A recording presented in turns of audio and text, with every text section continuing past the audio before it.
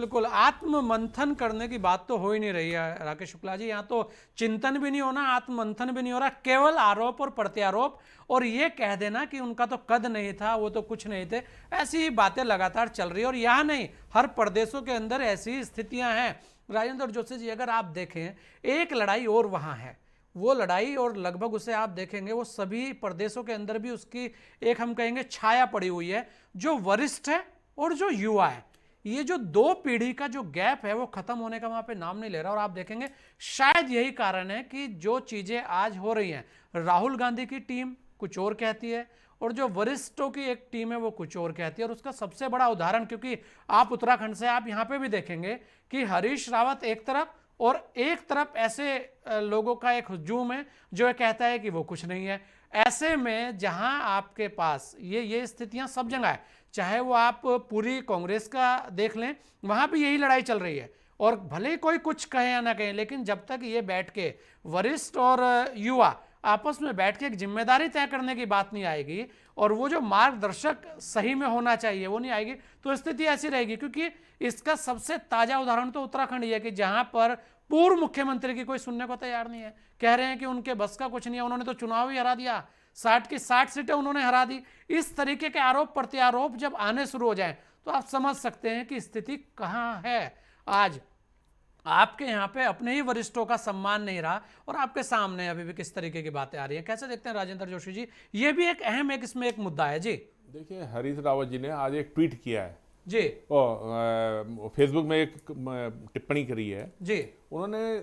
बहुत अच्छी बात मुझे लगा उन्होंने कही है और उन्होंने कहा कि साहब आप 70, 71, 72 की जो कांग्रेस थी जी, या उस समय के जो लोग हैं वो आज नहीं है, मतलब उस समय उन्होंने राजनीति की है जी, और आज की राजनीति में वो लोग उस समय पैदा ही नहीं हुए थे। जी, उनकी बात अपनी सही है जी, तो ये जो एज डिफरेंस है, ये इसका गैप जो है, ये गैप कौन, इसको इस गैप को कौन फिल करेगा, कौन भरेगा? जी, क्योंकि वरिष्ठ नेता आखिर जिसने इतने चुनाव लड़े हों, एनडी तिवारी जैसे नेता के साथ जो है 7-8 चुनाव लड़ करके हारा हो, जी, जीतने के बाद दूसरी हारा हो, जी, और उसके बाद वो जो है फिर भी आज जिंदा है, जी, तो आखिर उनके पीछे कोई बहुत बड़ी उनके राजनीतिक प्रतिबद्धता भी है और उनके पीछे उनके पीछे जो लोग खड़े हैं वो भी उनकी ताकत है जी।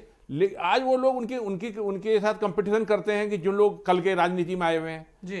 तो कम से कम ऐसे लोगों के कारण कांग्रेस जो है आज गर्त में पहुंच रही है जी। आप अपने वरिष्ठ लोगों के, हमारे जो वरिष्ठ लोग हैं वो पिता तुल्य हैं जी, हम तो ये कहते हैं।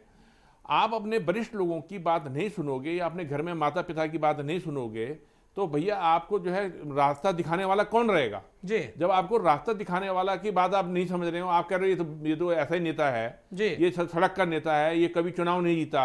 अरे हरीश रावत के समर्पण, हरीश रावत के त्याग को, हरीश रावत के राजनीतिक जुझारूपन को देखिए ना। अब उनकी आज उनकी इस उम्र में भी वो जो है आज भी वो युवाओं से ज्यादा शक्ति रखते हैं। तो आप उनसे अपनी तुलना कर रहे हो। अरे आप कहाँ हो और हरीश रावत कहाँ हैं, इसको देखो और उनसे सीख लो कुछ कि भाई कैसे जुझारू बनते हैं, कैसे आत्मबल के साथ इतना चुनाव हारने के बाद भी आदमी के अंदर आत्मबल जिंदा रहता है जी। तो ये सब सीखना चाहिए, ये हाल और सेंटर में भी है जी, उनको भी सीखना चाहिए कि भाई जो वरिष्ठ नेता हैं उनको सीखें। केवल एक पार्टी या एक परिवार के साथ खड़े होकर के पार्टी नहीं जी जाती जी। मैं भारतीय जनता पार्टी का उदाहरण देता हूँ। नितिन गडकरी प्रदेश राष्ट्रीय अध्यक्ष रहे, उसके बाद जो है राजनाथ सिंह रहे, नितिन गडकरी रहे, जेपी नड्डा जी आ गए जी, अमित शाह रहे जी, वो आ गए, नड्डा जी आ गए जी। ये कोई परिवार की पार्टी नहीं है। आप लोगों ने, इन लोगों का भी बड़ा समर्पण रहा है। नड्डा जी का समर्पण रहा है, राजनाथ जी का समर्पण रहा है, राजनाथ सिंह जी का रहा है, गडकरी जी का समर्पण रहा है जी। तो समर्पण से पार्टी आगे बढ़ी है। और इसके बाद आप कहोगे साहब केवल राहुल गांधी और प्रियंका गांधी को कांग्रेस मान के चलोगे, तो ये भी एक मुझे लगता नहीं है कोई वो है।